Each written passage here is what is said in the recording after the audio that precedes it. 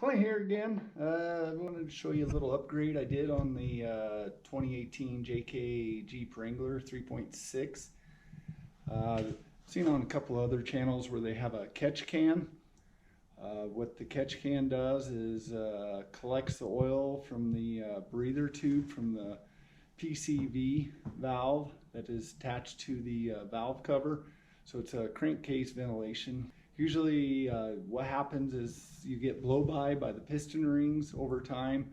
Normally you see more on older engines and vehicles. I know growing up out in the country, a lot of our farm equipment and stuff had draft tubes. I had a 46 and a 47 Willys Jeep with a 134 engine in it that had a draft tube too. Had a 71 Bronco where I just had like a breather on the valve cover. EPA's gotten to the point where they don't like that. So several years ago, started making you want to suck those fumes out of the crankcase, and they plumb them back into the intake, and that way it runs back through the engine. So on this, I'm not too concerned about it. You know, it's a fairly new engine. I think I have like 30,000 miles on this. Once you get probably 150, couple 100,000 miles on these, you start getting a lot of blow-by on the crankcase from the piston rings wearing out.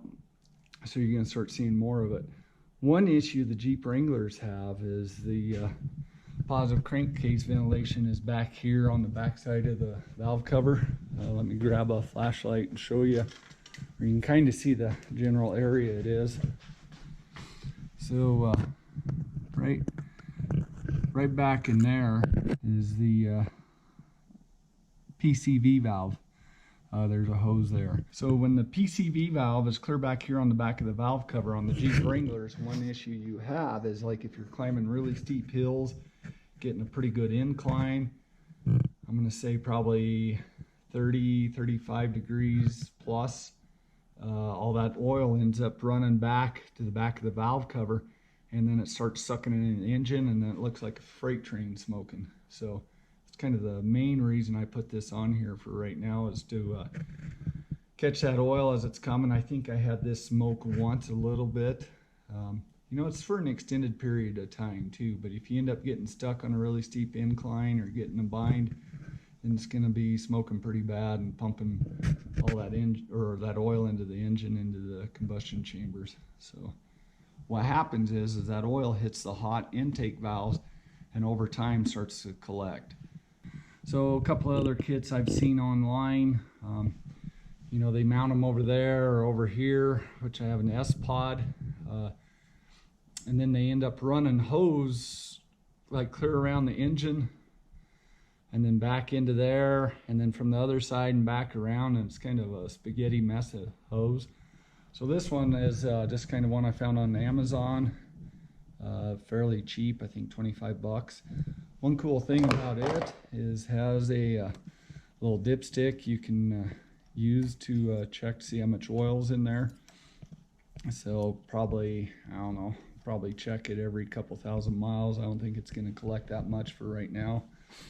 I was going to use this little hole right here, but it was a little too high and back, and this little dipstick right here catches the hood right here, just barely catches it. So I went ahead and drilled a hole further down and about a 1/4 inch ahead. So that works good. So what I did, so I wouldn't have to run a bunch of hose and everything, is that PCV valve comes back here to this plastic tube, and then it turned into there. It was connected with this. It had a slight bend on it.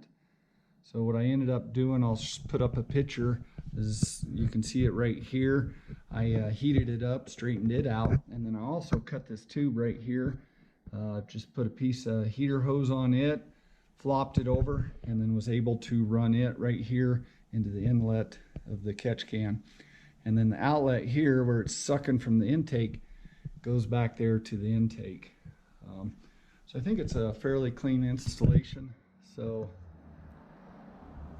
one thing you need to do is the engine has a cover right there. Is just make sure you tuck these hoses down so that cover sits down and flat. Yeah, so it's a fairly cheap mod. I did use about less than 5 feet of 5/8 heater hose. I went ahead and put clamps on these. They were snug, but I didn't know if they would move over time. So I went ahead and just threw a couple of hose clamps there. On these connections, I used their 3/8 barbed fittings. And then I used I had some 3/8 power steering hose that I just put over the end of it. Let me see, I don't know if I can get that off or not. Nope.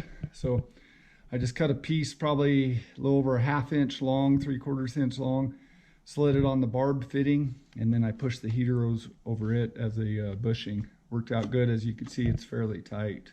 So that's kind of just a quick, easy, cheap upgrade. If you're doing a lot of off-roading, four-wheeling, steep inclines, it's probably good to have. So that's it. We'll catch you on the next video.